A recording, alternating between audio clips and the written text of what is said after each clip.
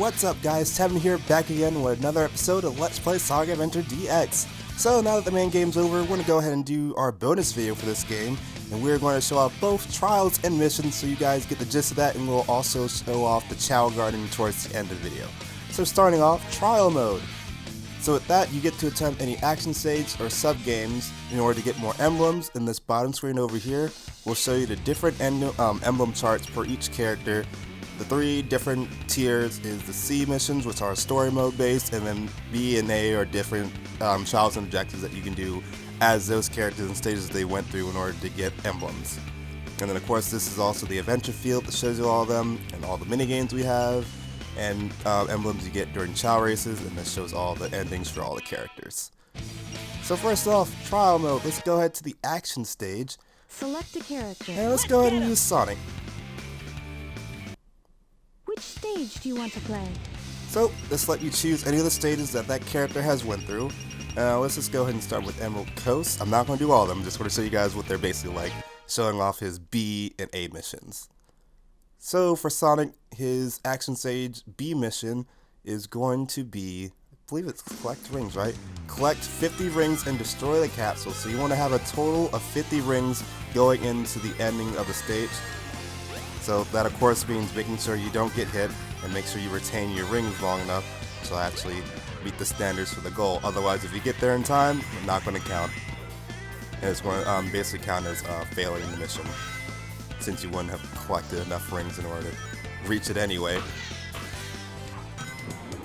Alright, so we have 50 rings. Go ahead and teach the capsule. Yes. And that's the B mission complete, and so that means we will get an emblem since we destroy the capsule with 50 rings in tow. Well over 50 rings in tow. Yeah, not bad. And they just basically progress in difficulty up until then, until you complete both B and A. Alright, so now let's take a look at Sonic's A rank mission. That's destroy the capsule within 2 minutes. So this is all about speedrunning and then getting there as fast as you can. Alright, so yeah, that's how you would normally do it if it was under 2 minutes, but since I didn't make it, that doesn't count as the A rank. Hey, pump it up! Alright, now missions, on the other hand, are a bit different. Select a character. So each character has their own set of missions that they themselves are able to do in all one big branch that shows you on screen. So of course you still choose your character, it'll send you over to the last hub world that you were at, or if you finish the story, it'll automatically default you to Station Square. And now we have a mission guide. So there are 60 missions in the game, each one color-coded by a different tab. The color of the tabs lets you know like which character it's for, and you need to find like an ID card in order to tell you the hint for said mission. So in our case, for Sonic, there's one right here. Mission 1, bring the man who is standing in front of the hamburger shop. Alright, so basically what we want to do, given the hint for that mission since we found it, it now shows up in the mission guide as the first one over here. You can go ahead and collect all of them if you want, and then you can go ahead and do them later on. Otherwise, they're just pretty self-explanatory. So a man standing in front of the burger shop, which is this guy over here, just going to pick him up, and we need to bring him back over to that mission sign for where we originally started the quest.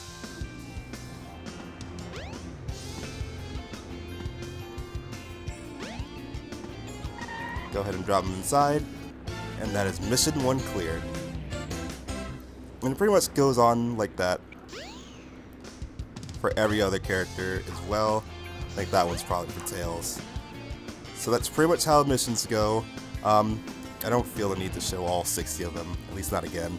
For doing this, this is an addition that they added to the DX one, so it's not in the original Dreamcast version.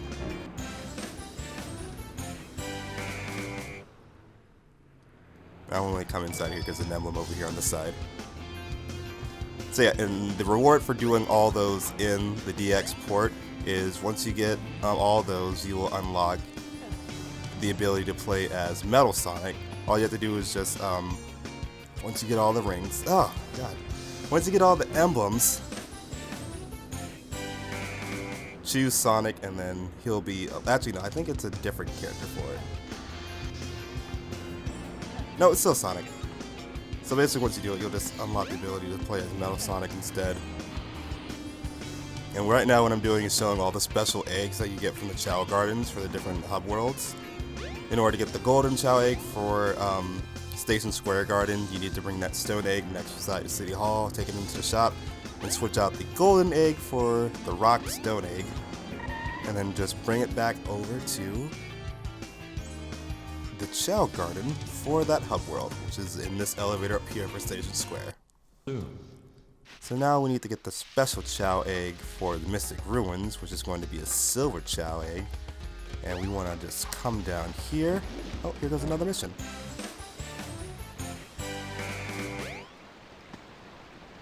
And basically how we get the special Chao egg for this one is we want to push this in, and it will launch the Chao egg from the waterfall, and it's going to float across the pond over to the edge where we can pick it up. So we just gotta wait for it to get over here slowly but surely, and then we can go ahead and take it to our Chao Garden, and that will be the special Chao egg you get for Mystic Ruins.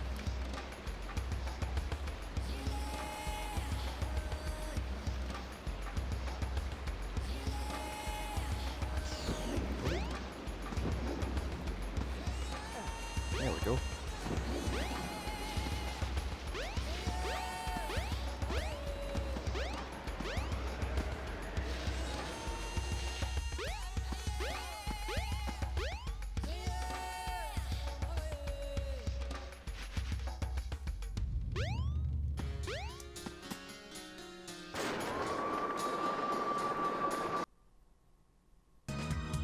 Alright, and the special Chao egg for the 8K base can only be gotten as either Amy or Gamma, characters that basically came over at this point of the storyline. So as you remember, there's all these cells here, and if you press the buttons in front of them, you unlock it. This leads us to one of Amy's missions, but it also leads us to the special Chao egg for this one, which is actually the Black Chao. So let's go ahead and open up the cell. Let's go ahead and take this bad boy over to the 8 carrier Chao Garden.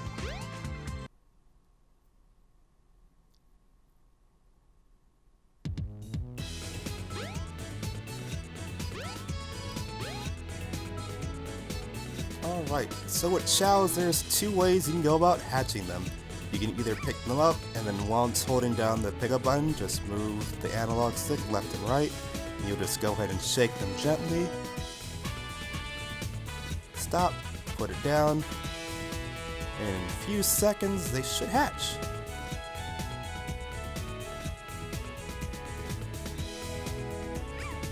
And boom, you got a brand new Chao.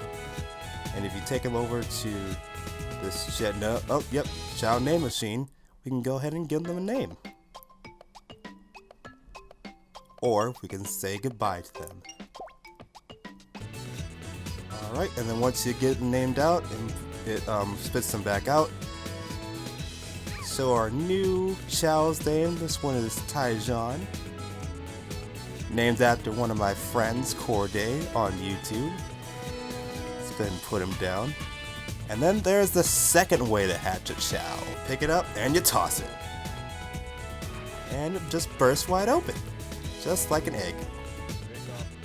Alright, and then our gold Chao, which is AJE, another one of my friends, not on YouTube yet, but she does do makeup on her Instagram. Alright, so now that we've go ahead and shown off most of that, we're going to go ahead and do the special Chao Garden stuff. So in each garden you'll see a little special race section over here called the Chao race. I think you need to pick up the Chao that you want to use and bring them into it with you. So I'm going to be choosing GTX, and I'm going to bring them inside.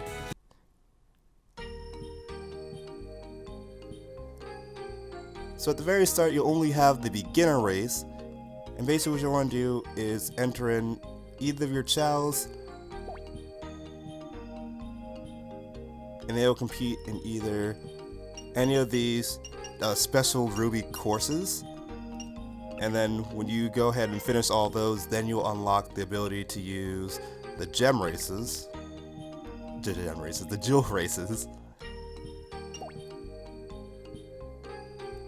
And this one is going to be a bit more difficult because these chows that you race against will be a lot tougher. In every race that you win, you'll unlock a different gem that your chow will win or wear over their hearts.